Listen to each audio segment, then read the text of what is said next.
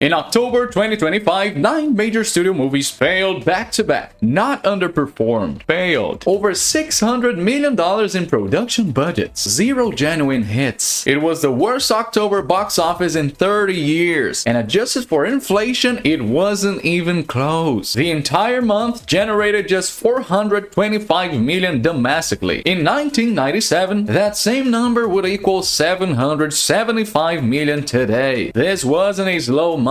This was a systemic collapse, and it started with one of the most expensive disasters in Disney's recent history. What happens when you spend over $200 million on a franchise nobody asked for and hand it to one of Hollywood's most divisive actors? Disney was genuinely confident walking into October 10th. 15 years had passed since Tron Legacy's modest run, but the studio believed updated visuals and a fresh story would carry the franchise forward. They brought the digital world to Earth, poured up to $220 million into production, and handed the whole thing to Jared Leto. That decision fractured the project before it ever reached theaters. The film opened to just $33.2 million domestically, falling short of even the most conservative $40 million projection. By the second weekend, it collapsed with a brutal 67% drop. When the numbers finalized, Disney had lost $132.7 million.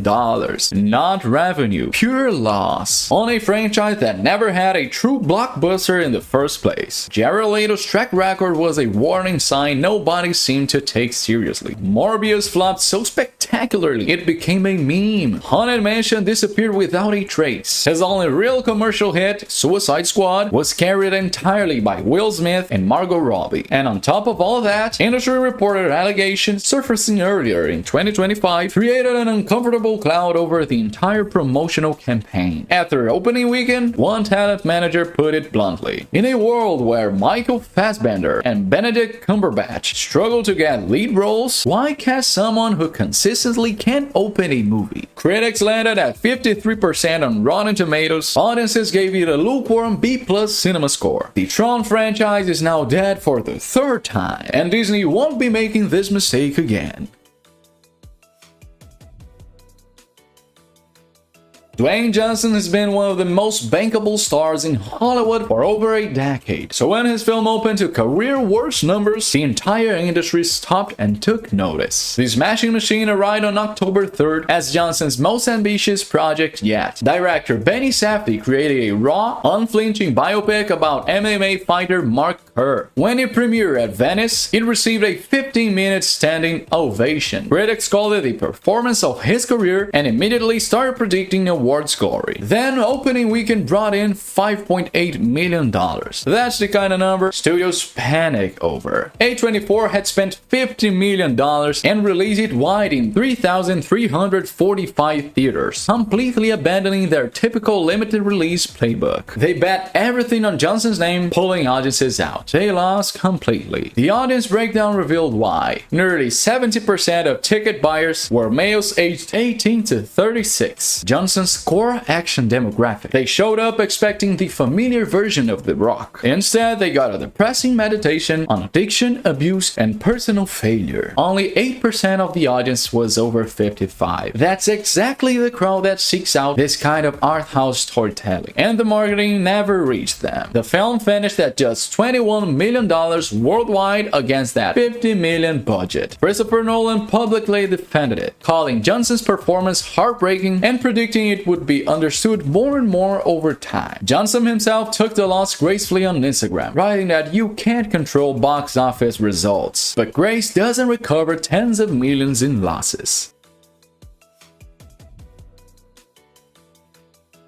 Jeremy Allen White is one of the hottest actors in Hollywood right now, so the fact that his Bruce Springsteen biopic crashed this hard genuinely surprised people. White committed completely, spending months on singing, guitar, and harmonica lessons to authentically become the boss. The film premiered at Telluride with respectful critical reactions, and 20th Century Studios positioned it as a serious awards contender heading into Oscar season. It earned just $8.9 million opening weekend weekend from 3,460 locations. The timing was brutal. October 24th fell directly in the middle of the World Series, and the film's primary demographic of older males chose baseball instead. But timing alone doesn't explain this level of failure. The film focused exclusively on the creation of Springsteen's 1982 album Nebraska. It plunges deep into depression, childhood trauma, and isolated recording sessions. No crowd-pleasing anthems, no stadium energy, just darkness and restraint. Compare that to Bohemian Rhapsody, which made $900 million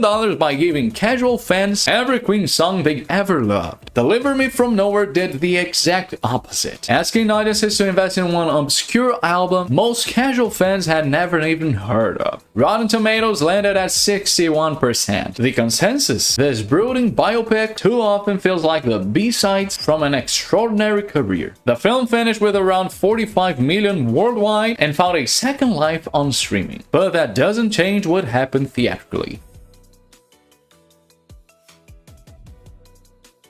When Leonardo DiCaprio stars in a major studio drama and nobody talks about it, something has gone genuinely wrong. One battle after another carried a massive budget alongside DiCaprio's typical 20 million payday, but it limped to just 40 million domestically across the entire month. That was enough to land it at number 3 for October, which is less a compliment and more a reflection of how barren the landscape truly was. Critics were divided. Audiences didn't connect. The film quietly dropped out of the top 10 by week 4, and Warner Bros. Moved on to Damage Control almost immediately. In any other month, this would have been the headline disaster. In October 2025, it was just another name on the list. A man who secretly lived inside a Toys R Us sounds like exactly the kind of true story that becomes a sleeper hit. RoofMan finished with just $19.9 million total. Paramount released it hoping quirky word of mouth would build momentum. Instead, it opened soft, dropped hard, and theaters quietly pulled it within weeks. Critics praised Tatum's committed performance, but none of that translated into ticket sales. Tatum's star power, once reliable enough to carry a film on name recognition alone, meant nothing here. And that's the real story with RoofMan. It wasn't necessarily a bad film. It just proved what the industry had been quietly acknowledging for years. Mid-budget dramedies with A-list talent are theatrically dead. They belong on streaming now, not in multiplexes competing with tentpoles. Colleen Hoover adaptations are supposed to be guaranteed money in today's market. So how did this one fall apart so completely? Book Talk audiences turned It Ends With Us into a $350 million worldwide surprise hit earlier in 2025 through pure grassroots enthusiasm and viral momentum. Regretting You had all the same ingredients and finished with just $16.9 million. The built-in audience was there. The social media buzz was real. But October's toxic environment killed the momentum before it could build into anything meaningful. Younger female audiences, who typically drive these romantic dramas hard on opening weekend, stayed home instead. Theaters quietly pulled it within weeks. Even the most devoted fan bases have limits, and October 2025 found exactly where that line was. Keanu Reeves, Seth Rogen, an Emmy-winning director making his feature debut, and still nobody came. Good Fortune was Aziz Ansari's first feature film, a supernatural body swap comedy with Reeves playing a scruffy guardian angel and Rogen as a wealthy venture capitalist. The premise had real potential, and the cast had genuine appeal. It finished with $12.6 million total against a $30 million budget. Reeves still carries goodwill from John Wick. Rogen's comedies usually find an audience, but body swap comedies stopped feeling fresh sometime around 2005, and Ansari's prestige television reputation simply doesn't sell theatrical tickets. The film opened to $6 million and evaporated almost immediately. Credibility doesn't automatically move audiences. October 2025 proved that once again. Of all the failures in October 2025, this one stings the most, because horror is supposed to own this month. Lionsgate released The Strangers Chapter 2, hoping to build a connected horror universe. Instead, it earned just $7.8 million for the entire month, effectively killing the franchise before Chapter 3 could even be greenlit. The first chapter, earlier in 2025, had already underperformed, but Chapter 2 collapsed completely. Horror fans are genuinely loyal when a franchise earns that loyalty. The Strangers reboot never earned it. The sequel felt like a cynical exercise in IP exploitation rather than genuine storytelling, and horror fans saw through it immediately. Horror fans are loyal, but they're not obligated.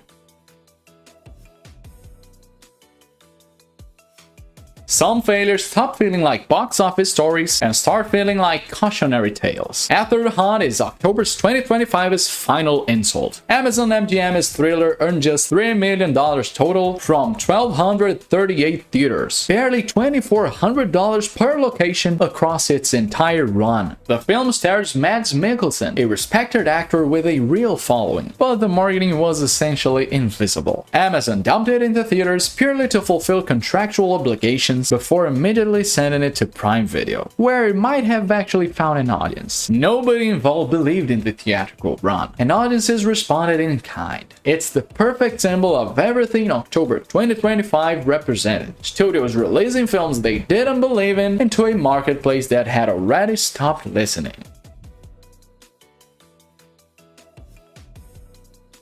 Polder Garabedian, Comscore's senior media analyst, didn't sugarcoat it. The major releases this month failed to deliver. Apart from moderately successful Black Phone 2, there just weren't enough horror films. That should be a no-brainer for October. He's right, but the real problem runs much deeper than a lack of horror releases. October used to own two very different identities. For years it belonged to horror, with Halloween, Paranormal Activity, and Saw building entire franchises purely on October momentum. Then it evolved into award season's launching pad, with The Social Network, Gone Girl, Gravity, and Joker all opening to massive returns and genuine cultural impact. October 2025 attempted both strategies at once and failed at everything. The tentpoles were wrong for the moment. Tron Ares banked on 80s nostalgia that had clearly expired. The prestige dramas were too narrow and too specific, and the release calendar worked against theories too, because Mortal Kombat 2 was originally scheduled for late October before Warner Bros. Moved it to May 2026. That one film might have single-handedly anchored the entire month and given audiences something to rally around. But underneath all of it, something more permanent is happening. Post-pandemic, movie-going habits have fundamentally shifted in ways studios are still refusing to fully accept. The bar for convincing people to leave their homes has never been higher. Audiences are ruthlessly selective, and they won't pay premium prices for mediocrity when high-quality entertainment is available at home for a fraction of the cost. Only the truly exceptional breaks through consistently. October 2025 had none of that, and 9 films proved it, one weekend at a time.